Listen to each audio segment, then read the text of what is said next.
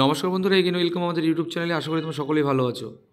সকলকে জয় হিন্দ জানিয়ে একটি গুরুত্বপূর্ণ আপডেট রিগার্ডিং কনস্টেবল।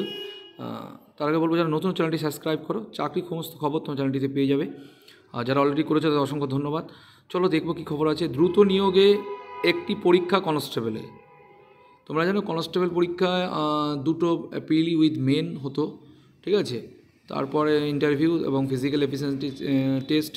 বাট দ্রুত নিয়োগের দরকার, কারণ 12,000 কনস্টেবল, বুঝতে পারছো অনেক কনস্টেবল সামনে, কিন্তু অনেক বড় রিক্রুটমেন্ট হতে চলেছে। কনস্টেবল পদে নিয়োগে দ্রুত করতে চাইছেন রাজ্য পুলিশের কর্তারা। একটা প্রতিবেদন পাবলিশ হয়েছে, সেটাই তোমাদের জানাচ্ছি।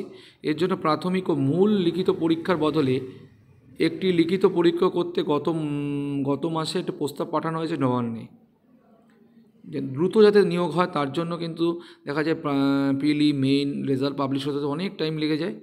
তার জন্য কি বলছে, তার জন্য একটা পুলিশ কর্তারাই পাঠিয়েছে। কনস্টেবল পদে 12,000 নিয়োগ হবে, ছাড়পত্র মিলেছে মন্ত্রিসভার। তা দ্রুত শেষ করতে দুটির বদলে একটি পরীক্ষা করতে চাইছেন পুলিশ কর্তারা। নবান্ন সূত্রের খবর, বর্তমানে কনস্টেবল নিয়োগে প্রথমে প্রাথমিক লিখিত পরীক্ষা হয়, তারপর শারীরিক মাপজোক দক্ষতা পরীক্ষায় উত্তীর্ণ হলে মূল লিখিত পরীক্ষা হয়, তাতে পাশ করলে মৌখিক পরীক্ষা।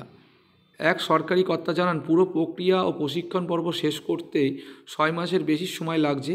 এই সময় কমাতেই একটি লিখিত পরীক্ষার প্রস্তাব করা হয়েছে। নিয়োগ পরীক্ষা শেষে কনফার্ম তালিকার সঙ্গে একটি রিজার্ভ অতিরিক্ত তালিকা রাখার কথাও বলা হয়েছে, যেটা কিনা ওয়েটিং লিস্ট। এটা খুব ভালো খবর তোমাদের জন্য, কারণ ওয়েটিং থাকলে কিন্তু অনেক ছেলে মেয়ে পাবে চাকরি, ঠিক আছে। সূত্রের খবর, বছরে প্রায় 8,500 কনস্টেবল নিয়োগ হয়েছিল রাজ্য পুলিশে। সব প্রক্রিয়া শেষ করে প্রশিক্ষণের সময় দেখা গিয়েছিল উত্তীর্ণ তালিকায় বেশ কয়েকজন তাতে যোগদান করেনি, ফলে ওই আসন ফাঁকা রেখেই প্রশিক্ষণ শুরু হয়। পুলিশের একাংশের দাবি, তা এড়াতে এই রিজার্ভ তালিকা তৈরি করতে হবে। প্রশিক্ষণের সময় উত্তীর্ণ তালিকা থেকে কেউ যোগ না দিলে রিজার্ভ তালিকা থেকে সেই শূন্যস্থান পূরণ করা হবে, তবে ওই তালিকা কোনোভাবেই অপেক্ষমান তালিকা বলে গণ্য হবে না।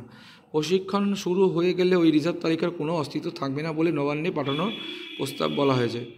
আচ্ছা, তোমাদের যদি কেউ যোগ না করে ট্রেনিংয়ে, সেই ক্ষেত্রে কিন্তু নেওয়া হবে, বাট ট্রেনিং শুরু হয়ে যাওয়ার পরে কিন্তু আর কাউকে করা হবে না, ঠিক আছে। নবান্নে বিচারাধীন এই প্রস্তাবে 12,000 পদের জন্য 15% সিভিক ভলেন্টিয়ারদের সংরক্ষিত রাখা হয়েছে। আগে ছিল 10%। প্রস্তাব প্রাক্তন সেনাকর্মীদের জন্য 5% সংরক্ষণ রেখে তাদের বয়স এবং শারীরিক দক্ষতা ছাড় দেওয়া যায়। তো বন্ধুরা, বুঝতেই পারছো পরীক্ষার প্যাটার্ন কিন্তু চেঞ্জ হতে চলেছে। এরকম একটা প্রস্তাব পাঠানো হয়েছে যাতে দ্রুত নিয়োগ হয় 12,000 কনস্টেবল। একটা পরীক্ষা হলে কিন্তু কাট অফ মার্ক অনেক যাবে, তার জন্য কিন্তু তোমাদের আগের থেকে প্রিপারেশান এখন থেকে জোরদার করতে হবে, ঠিক আছে। একটা দিক দিয়ে ভালো, আর একটা দিক দিয়ে সমস্যা, যে তাড়াতাড়ি দ্রুত হওয়ার জন্য কিন্তু ভালো, ঠিক আছে। আর তোমরা এটা চ্যানেলটিতে যুক্ত থেকে কোনো খবর পেলে অবশ্যই জানাবো তোমাদের। আর 12,000 হচ্ছে সেটা তো একদম কনফার্ম, ঠিক আছে।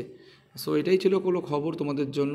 আর ওয়েটিং কিছু রাখবে, যারা যোগদান করবে না তাদের পরিবর্তে অন্যদের নেওয়া হবে, বাট আপনার ট্রেনিং শুরু হয়ে গেলে কিন্তু আর নেবে না, ঠিক আছে।